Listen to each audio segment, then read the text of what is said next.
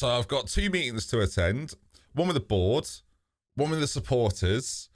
I just hope it goes well. I thought I'd bring you along for this. So today, folks, we are straight in. Welcome back to Glory Hunter. It's me, Ben. And if you've been following this series so far, you know it's been going really well. It's January the 1st. Things have happened. England have won the World Cup. And my job is at risk. So we drew with Arsenal 0-0. It was the league game after the collapse of yesterday. But then a 1-0 win against Fulham just after the World Cup. And I thought, now we're back. At 3-0 down to Leeds, I realised that wasn't quite the case. Patrick Bamford on 33 minutes sealed that particular deal. Thank you, Patrick. And that then has led the board and the supporters offering me meetings that I sort of must attend. It's January and we're 12th. And on the surface, it's not that bad. I mean, we are only 5 points off 7th, but it's not where we want to be. And tactically, some big questions need to be asked, and we'll address some of those today. So let's have these meetings and assume they'll go really well. I've not done many meetings on FM this year, so... So Amanda's popped up. She said, to summarise, the board are disappointed with the management of the team. The board wish to hold a meeting with you regarding the club vision. They're disappointed you haven't been concentrating on the club vision. No, blind to it, Amanda.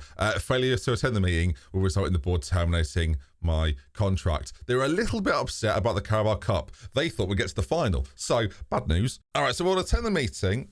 This is Yasser Al-Rumiyan. We are disappointed that the club did not reach the Carabao Cups. Oh, this is about the Carabao Cup. Okay, then. For those that have forgotten, that was the game I was 3-0 up in, and you haven't forgotten. Okay, I'll just carry on then. That's football. It was Arsenal. Hang on, it was Arsenal. I don't want to get aggressive beforehand. I've got 2 options. Either say that's football or resign. It feels quite limited. I'll say that was football. We'll make amends next season. And he said, yeah, that's good then. And that's that. Okay. Quite the step down from the either resign or say sorry. So just say sorry, viewers. And well, as a result, the supporters... well, they're just obviously not pleased. I can't imagine they care for the club vision much. Do they care about that? That can't be. Is that a factor? Well, the supporters are really quite angry about the Carabao Cup situation. Again, I've saved them a trip to London. If anything, they should be thankful. I don't like going down there, ever. Mainly because the train takes ages. The network... Sorry, it's been a few years since we've mentioned that. If you knew, that won't make any sense. If you've been around for 7 years, you're still wondering why I'm doing it. Well, in which case, it looks like everything's fine as we enter a transfer window. Welcome back to Glory Hunter.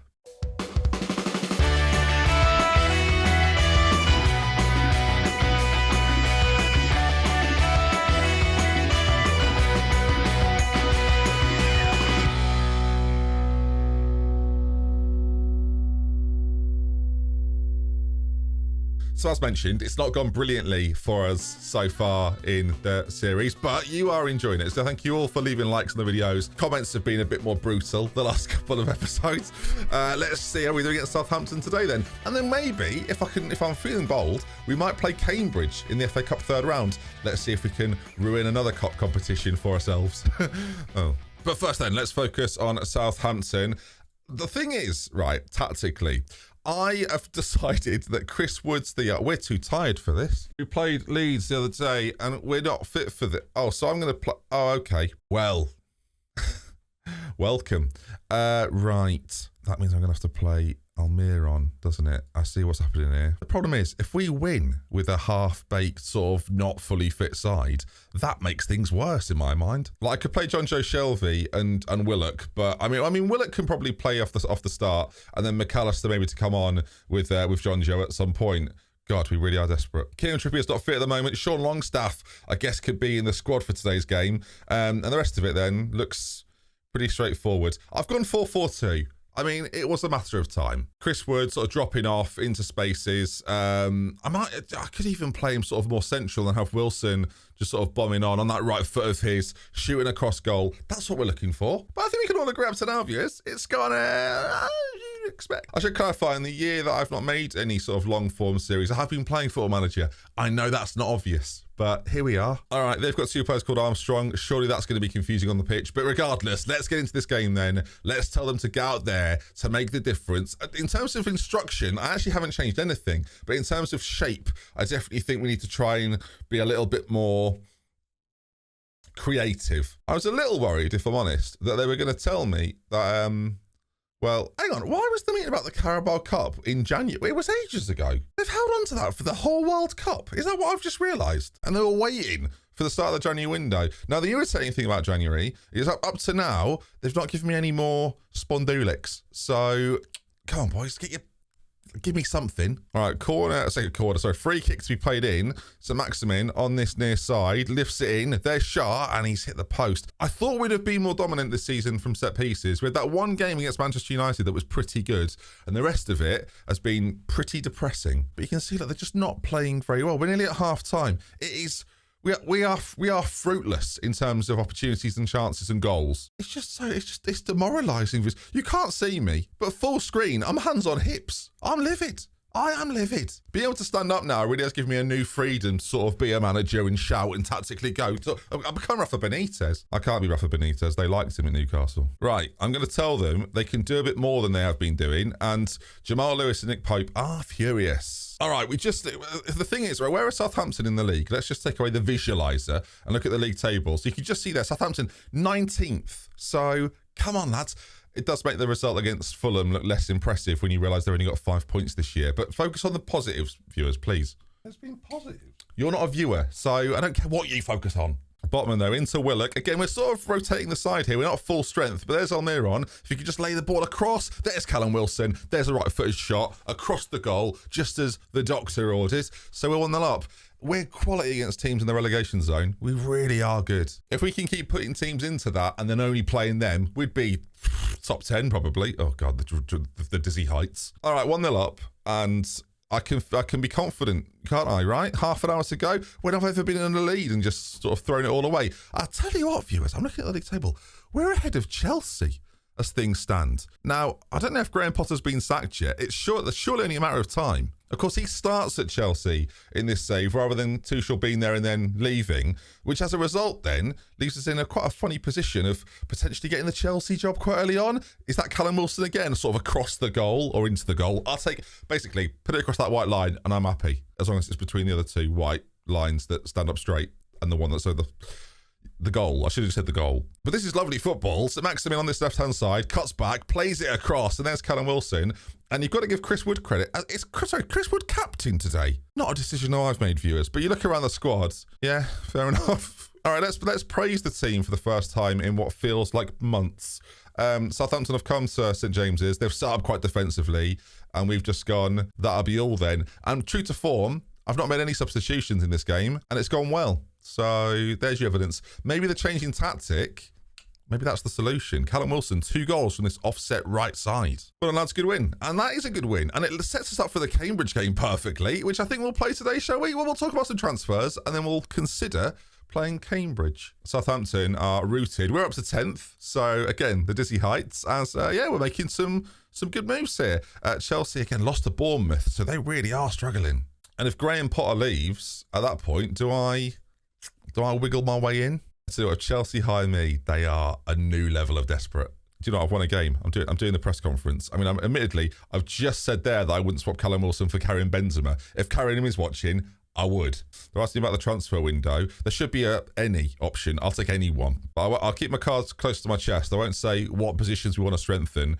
Again, if Karim's watching, if you can play anywhere, mate. West Ham have won away 4-1 at Tottenham, which I've got to be honest, viewers, makes me feel a lot better. And Leeds beat Fulham, but everyone's doing that. So regardless if they beat me or not. Now the question is, we mentioned during the summer, can we get rid of any of the deadwood? Well, I hope so. I just don't know how easy that's going to be. Everton are coming for Jamal Lewis on loan. That's not quite how I want to get rid of them. See, balance-wise at Newcastle, wait, I've got £44 million. Since when? Did I miss that particular... Did I miss the budgets? When did that happen? Cash. Let me search cash. Cash? That's not it. Budgets? Was there just nothing? Is this what happens when you're Newcastle? Just stuff happens. Transfers? Any news on that? Nothing. When was it pumped in? When did I miss this? I could get used to being a Newcastle manager. £44 million then. Okay. Well, at Cambridge, I got bad news. It's deadline day as far as I'm concerned. So looking at the squad then, what have we lacked other than an obvious selection of a really prolific goal scorer? Between Callum Wilson and between Alexander Isak, I've not really seen either of them be prolific. 7 in 15 starts for Isaac is obviously not too bad, but we want to see a little bit more from someone somewhere, please. I just don't know who that player is. And if they're out there, only one way to find out. So let's have someone who's very interested in joining. Let's approach someone that fancies a go over here with us at Newcastle. Luis Suarez is free. Look, everyone. He's going to do it. He's going to do it. No, I'm not going to do it. I'm just thinking about doing it. Yeah, it's a good defence. No, don't worry about it. No. I'm just seeing what he'd want. It's not a matter of signing him. It's just a matter of, it's pretty reasonable though. So should we get Luis Suarez in, viewers?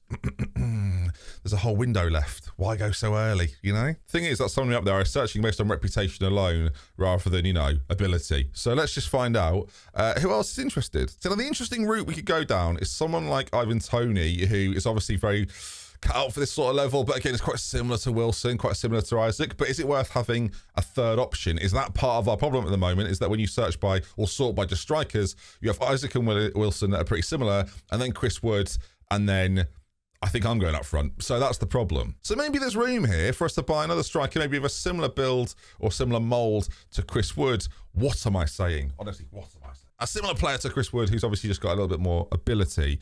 Hang on, how bad is Chris Wood? I feel like if Chris Wood's watching this series, he definitely hasn't got to this point. Okay, so yeah, doesn't really have much pace, doesn't have great composure off the ball ability. Teamwork's pretty good, as is his aerial reach and you know, heading. And his finishing is all right. But aside from that, it's not great. Well, who's like Chris Wood? Again, questions I didn't think I'd be asking myself here.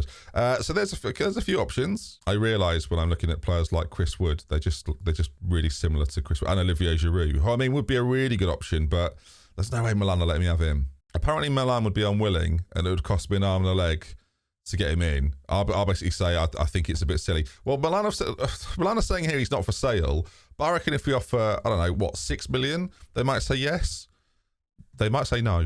The other option's Lukaku or this fella from Mallorca. But again, I don't think either of these are right for me right now. They don't have to be target forwards though, right? It could be anyone. Only the target forwards have come up. One of the more obvious options would be a man that's already been very good for Newcastle in the past. And that would be bringing in Mitrovic. Now he's 28, he's certainly not past it, but he does offer a slightly different dynamic for this team. And taking him away from a Fulham side that are struggling, they might just be happy to take the cash. We go early on here with like 13.5 million, and then they've said loads of stuff. I don't think this is right for us, but an interesting option all the same. Honestly, it's like No, I've already looked at. I'm just having a look. I'm out to barrels. Okay, you're like the people in the shop that come up and go, "Can I help you?" And you're going, "Actually, I'm embarrassed about being in here. I'd rather you didn't talk to me at all."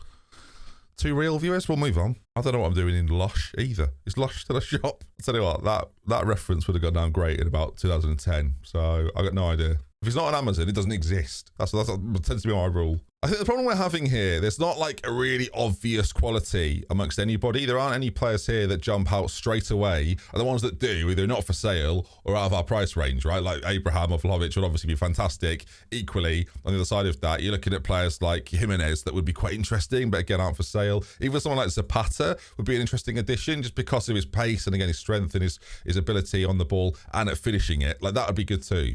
So we are sort of in this realm here of players that just aren't really good enough. That is, of course, if we limit ourselves to players like Chris Wood, which I'm certainly not doing.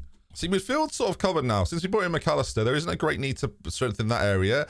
A little bit more pace at centre-back, though. Now, that's what could come in handy for this team. We've got some really good aerial ability, but when it comes to running and defending, not as good. I'll leave striker chat for now. And again, get in the comment section. Let me know. I feel like this is sort of a collaborative saving that you can tell me where to go and when. So you might as well get involved in transfers as well. Centre-back options for us then. Again, it's quite a limited set of players that come to us. Like Indiana Martinez is interesting, but not the tallest. But again, a little bit more mobility. In fact, maybe that's how we should filter this. Also, I don't play with attribute masking because I find it quite tedious. And I've played FM for 20 years and I kind of know how good they are already. So it's fine. Yeah, that's unbelievable, Ben. Just say that. See, some obvious quick options are the likes of Ben Godfrey over at Everton or Lacroix over at Wolfsburg. Those two guys would make a lot of sense for a lot of different reasons. I've used Lacroix this year on FM, and he's very good.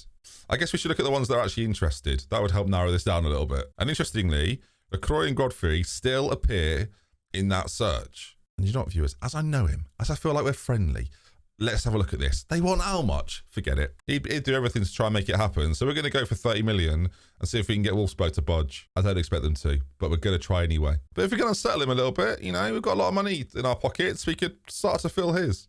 Or Ibanez from Roma. Like, again, someone that would make some sense. Again, a lot quicker.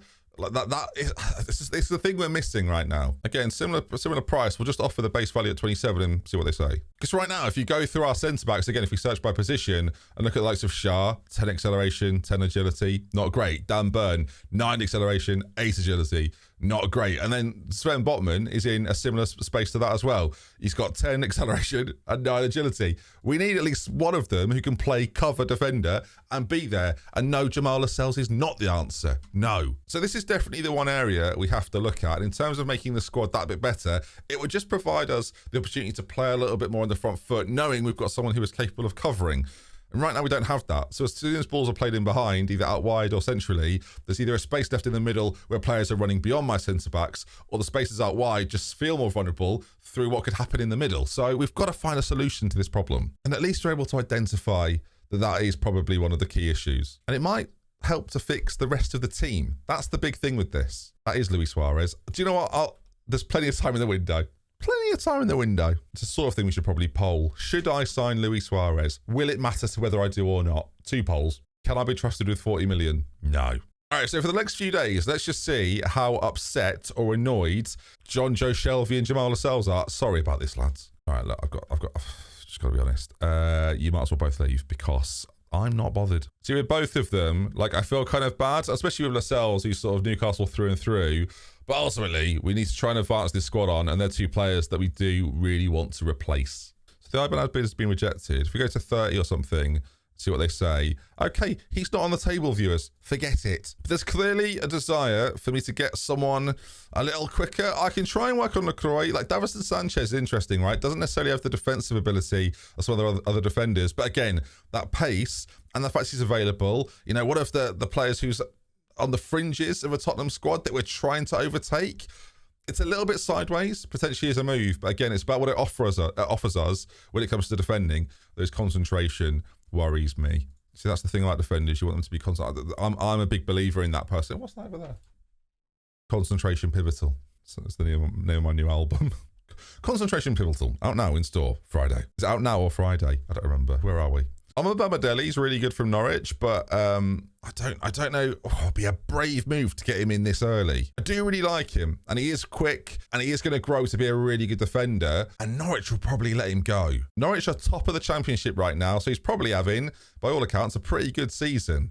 Yeah, very good. Well, very good last few games anyway. 7.54. He's their best player right now. So a man in form as well. Could he come in and settle into this Newcastle side? And can I get him for a pretty decent price? 16 million with a little bit added on. And everyone seems to want Diallo, which is fine. But it cost me about 17 million quid, and it would solve one of my problems, and it still have room to grow as a centre-back. He's only 20, remember? And I know this is Glory Hunter. I know you're supposed to sign players for right now, but I am thinking of the next 2 or 3 years in mind.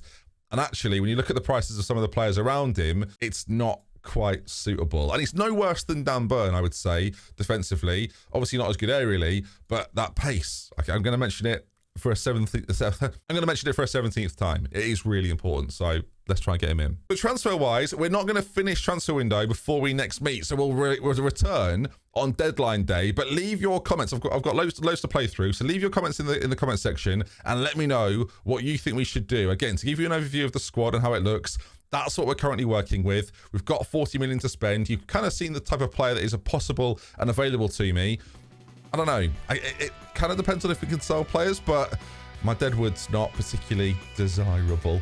But that's going to conclude. Right, slightly different change of pace today. Still got a game in and won a match. That's the real surprise for today. But if you enjoyed it and you're enjoying these sorts of chattier conversation episodes that we have occasionally, then yeah, let me know in the comments by leaving a like as well. That's a really good indicator of this sort of thing. So I'll see you again tomorrow at 5 p.m. for a whole lot more. Of course, I'm live on Twitch most days, and Jack Space is still causing chaos in the city of London. I'll see you soon. Goodbye, everybody. Thank you for watching. Take care.